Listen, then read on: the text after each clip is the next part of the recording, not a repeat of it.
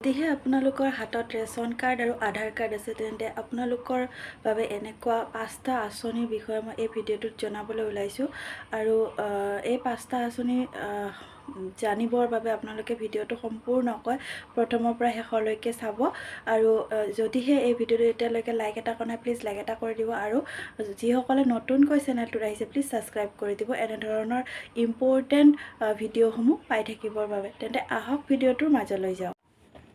ইয়াৰ প্ৰথম যিখন আঁচনি হৈছে সেইখন হৈছে আঁচনিত এপ্লাই কৰিবলৈ হ'লে আধাৰ আৰু ৰেচন কাৰ্ডৰ প্ৰয়োজন হয়। এই আঁচনিখনৰ নাম হৈছে প্ৰধানমন্ত্ৰী আৱাস যোজনা গ্ৰামীণ। আপোনালোকে যদি প্ৰধানমন্ত্ৰী আৱাস যোজনাত এতিয়ালৈকে এপ্লাই কৰা নাই তেনেহ'লে আপুনি এতিয়াই এপ্লাই কৰি ল'ব পাৰিব। এতিয়াও আঁচনিখনৰ এপ্লাই চলি আছে আৰু এই আঁচনিত এপ্লাই কৰিবলৈ হ'লে আপোনাৰ আধাৰ কাৰ্ডটো প্ৰয়োজন হ'ব। এতিয়াও আপোনালোকে এপ্লাই কৰি ল'ব পাৰে। আৱাস প্লাছ এপটো যিটো আছে সেইটোত গৈ আপোনালোকে প্ৰধানমন্ত্ৰী আৱাস যোজনা যিটো ছাৰ্ভে হৈ আছে আপোনালোকে নিজে কৰিব পাৰিব। ছাৰ্ভে কৰিবলৈ হ'লে আপোনালোকৰ আধাৰৰ প্ৰয়োজন হ'ব, লগতে আপোনাৰ ফেমিলি মেম্বাৰৰো আধাৰ কাৰ্ড প্ৰয়োজন হ'ব। সকলোবিলাক ডিটেইলছ দি কিনে যিখন ঘৰৰ ফটো আপোনালোকে নিজৰ ধৰি লওক কেঁচা ঘৰৰ যিখন ফটো উঠাব সেই ফটোটো আপলোড কৰি আধাৰ কাৰ্ডৰ লগতে জব কাৰ্ড যদি জব কাৰ্ডটো থাকিবই লাগিব, জব কাৰ্ড আছে নম্বৰ কেইটা দি এপ্লাই কৰি ল'ব পাৰিব।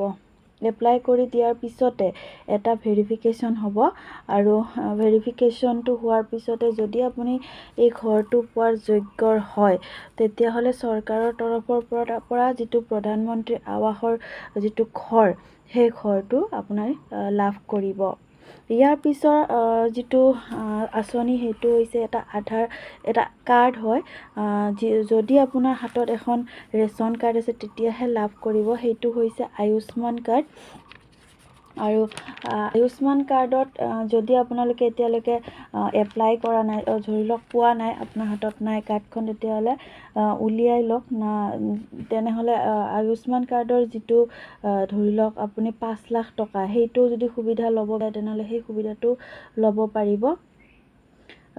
যদিহে এইখন কাৰ্ড আপোনাৰ নাথাকে তেনেহ'লে কিছুমান সুবিধাৰ পৰা বঞ্চিত হ'ব। আয়ুষ্মান কাৰ্ডৰ লাভ কৰিবলৈ হ'লে ওচৰৰ যিটো CSC চেণ্টাৰ তাত গৈ আপোনালোকে লাভ কৰিব পাৰে, নাইবা চৰকাৰী যিটো মেডিকেল থাকে হস্পিটেলবিলাক তাত গৈও আপুনি উলিয়াই ল'ব পাৰে, নাইবা ওচৰৰ আপোনাৰ আশা কৰ্মীবিলাকৰ লগত যোগাযোগ কৰিব, তেওঁলোকেও আপোনালোকক এই ক্ষেত্ৰত সহায় কৰিব পাৰিব।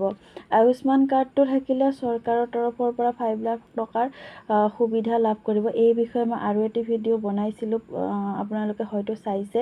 এইটো ৰেচন কাৰ্ড থাকিলে সেইখনৰ জৰিয়তেও লাভ কৰিব পাৰিব বুলি চৰকাৰৰ তৰফৰ পৰা কৈছে, এইটো মই কোৱা নাই। গতিকে আয়ুষ্মান কাৰ্ডখন উলিয়াই ল'ব আপোনালোকে। তো ইয়াৰ পিছৰ যিটো আঁচনি হৈছে সেইটো হৈছে প্ৰধানমন্ত্ৰী উজ্জ্বলা যোজনা 2.0।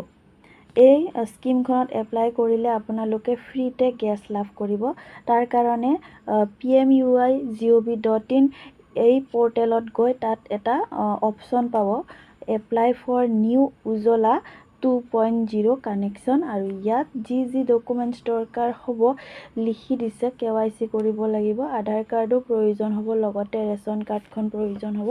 অনলাইন পৰ্টেলত অপশ্যনটোত ক্লিক কৰি দিব। যোনটো এজেঞ্চিত আপুনি এপ্লাই কৰিব বিচাৰিছে তাত ক্লিক কৰি দিব। তাৰপিছত টাইপ অফ কানেকশ্যনত চিলেক্ট কৰি ল'ব, হিয়াৰ বাই ক্লিক কৰি ল'ব, ষ্টেটটো চিলেক্ট কৰিব, আপোনাৰ ডিষ্ট্ৰিক্টটো চিলেক্ট কৰিব, কণ্টিনিউ অপশ্যনত ক্লিক কৰি ল'ব, এখন ফৰ্ম ফিল আপ কৰিব দিব আৰু এই ডিটেইলছ ফিল কৰাৰ পিছতহে আপোনাৰ মানে ফৰ্মখন ফিল আপ হৈ যাব। প্ৰয়োজনীয় নথিপত্ৰ দি দিব। তাৰপিছতে আপোনালোকৰ যিটো গেছৰ এপ্লাই সেইটো হৈ যাব। তো ইয়াতে মই গোটেই প্ৰচেছখিনি দেখাই আছোঁ, আপোনালোকে ধুনীয়াকৈ চাই ল'ব পাৰে আৰু সেইমতে আপোনালোকে কৰি ল'ব পাৰে। ইয়াৰ পিছৰ যিখন স্কিম হৈছে সেইখন হৈছে প্ৰধানমন্ত্ৰী স্বচ্ছ ভাৰতৰ আণ্ডাৰত অহা চৰকাৰী টয়লেটৰ এপ্লাই। ইয়াত এপ্লাই কৰিবৰ বাবে আপুনি www.gov.in পৰ্টেলত যাব, তললৈ আহি এপ্লিকেশ্যন ফৰ্ম ফৰ IHHL ইয়াত ক্লিক কৰিব। চিটিজেন ৰেজিষ্ট্ৰেশ্যনত যাব, মোবাইল নম্বৰ দিব, OTP দি দিব, তাত লগইন কৰি যিখন ফৰ্ম আছে সেইখন ফিল আপ কৰিব লাগিব। ফৰ্মখন ফিল আপ কৰোঁতে প্ৰয়োজনীয় নথিপত্ৰ লগতে বেংক একাউণ্ট ডিটেইলছত দি দিব। তাৰপিছত এপ্লাই হৈ যাব। যিখন এটা ৰিচিপ্ট পাব, সেই ৰিচিপ্টখনৰ লগতে আপুনি নথিপত্ৰসমূহ সেইখন পঞ্চায়তত জমা দি দিব।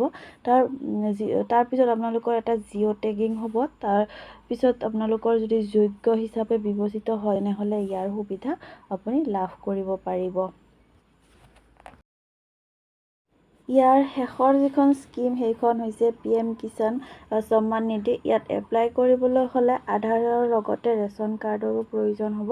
আপোনালোকৰ যিটো কিষাণ ৰেজিষ্ট্ৰেশ্যন সেইটো কৰা থাকিব লাগিব। আৰু এই বিষয়ত মই আৰু এটা ভিডিঅ' মই বনাই থোৱা আছে কিষাণ সন্মান নিধিৰ ওপৰত, গতিকে আপোনালোকে সেই ভিডিঅ'টো চাই ল'ব, কেনেকৈ তাতে ৰেজিষ্ট্ৰেশ্যন কৰা হয়, কি হয় এইবোৰ চাই ল'ব পাৰিব। আৰু মই ইয়াতেও ধুনীয়াকৈ দেখাই দিছোঁ, আপোনালোকে চাই থাকক ভিডিঅ'টো। আৰু আজিৰ ভিডিঅ'টো চাই কেনেকুৱা পালে জনাবলৈ নাপাহৰিব। আৰু মই যেনেকৈ দেখাইছোঁ এনেকৈ কৰিব পাৰিব, আপোনালোকে নিজেও কৰিব পাৰিব। আৰু যদি ভিডিঅ'টো ভাল লাগিছে লাইক এটা কৰি দিব।